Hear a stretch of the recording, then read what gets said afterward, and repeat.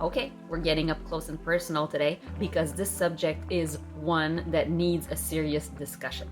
We're going to be talking about what is commonly known in the knitting world as the most annoying technique ever.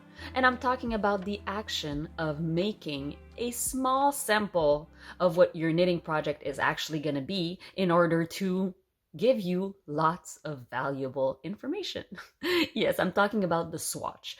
The swatch is, I would say, polarizing, but it is not really polarizing. A lot of people actually detest doing a swatch. And some of us, yeah, I'm just saying some of us because I've also been known to skip the occasional swatch, would rather jump directly into knitting something and deal with the consequences later.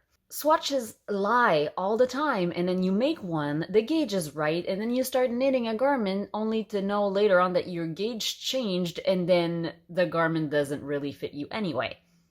So why are we making it? Well, let me tell you why swatching is one of the most valuable technique by answering a few questions that I see all the time in knitting groups. How do I know if the colors I chose will play well together in a certain project? Swatch. I'm scared that my super intense red will bleed on the cream color I bought to pair it with. Swatch. How drapey or dense or pilly or scratchy will my end product be? You know it. Swatch.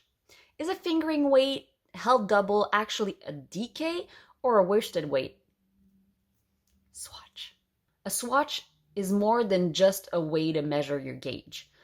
Yes, it is a way to measure your gauge, but it is actually just a mini version of something you're going to be making, and you should treat it accordingly so you can really get all the information you need before starting the project and maybe being disappointed with the results. Knit yourself a big enough swatch,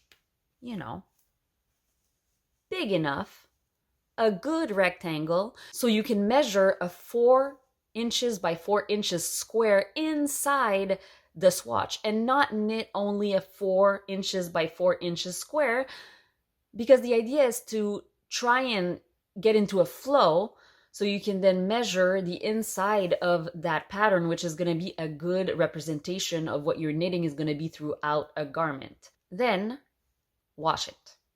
Yep, you have to wash it in order for it to be an accurate swatch. If you don't wash it, then what's going to happen once you're done knitting, let's say, that sweater? You knit it, it looks great because you followed what your swatch said, and then you wash it, and then maybe the yarn grows, or maybe it shrinks one way because it grew the other, and now you're stuck with a result that's not what you expected. So washing the swatch is absolutely necessary unless you don't plan on washing whatever it is that you're making.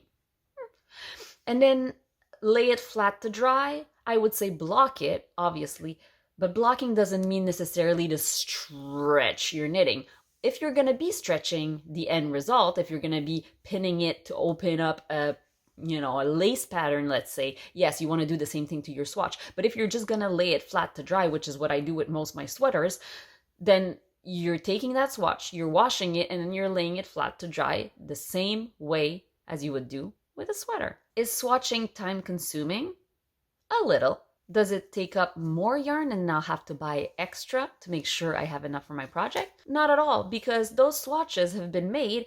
I can always unknit them and add them to my project if I need more yarn, if this is the amount that is missing from my project. And most of the time, if you're knitting a garment and you're expected to make a good swatch, the pattern designer will add that amount into the calculation to make sure you're not going to be running out of yarn by the end of your project. I also love to think of the swatch as something that is part of the project. It's like a teaser. It scratches the itch to cast on something new when I already have a bunch of stuff on my needles that I'm not done with. So let's say I have this yarn in my stash and I'm itching to really, knit it.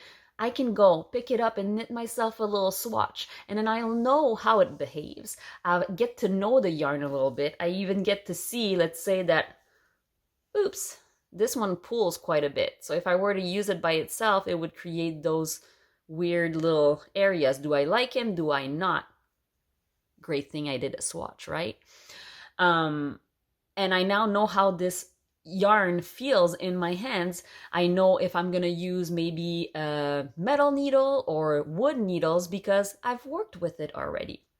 And then I wash it, and while this swatch dries, I get to finish maybe 1 or 2 work in progress and dream about when I'm gonna be ready to cast on the project that I already swatched for. It gives me something to look forward to, and if I'd like to know how the yarn wears, I can even like put it in my pocket, put it inside a sweater, inside my bra, and see if it's itchy or not. If I walk around my house with a little swatch on my skin, then I'll know for sure if I can tolerate that yarn or not against my skin. A swatch has so many utilities. My kids have been known to also use them as little blankets for their little dolls. Do I always swatch? Absolutely not. When it comes to small items like a hat, like a cowl, like mittens, even socks, because I've knit quite a bit of them, I don't swatch. I consider the small item as its own swatch, basically. I know that if I knit it and it is too big or too small, someone else will have the right head for that hat or the right hands for those mittens. And if it's a yarn that's really precious to me and I want to keep it, but I don't like the result, I can always unknit it. And most of the time I'll be trying it on as I go, so I'll have a good idea before the end if what I'm knitting makes sense. But for something that is going to be labor intensive, that is going to take a long time and that needs to have a good fit, for example, a sweater, it's really the sweaters that make it so important to make swatches, then I'll absolutely swatch.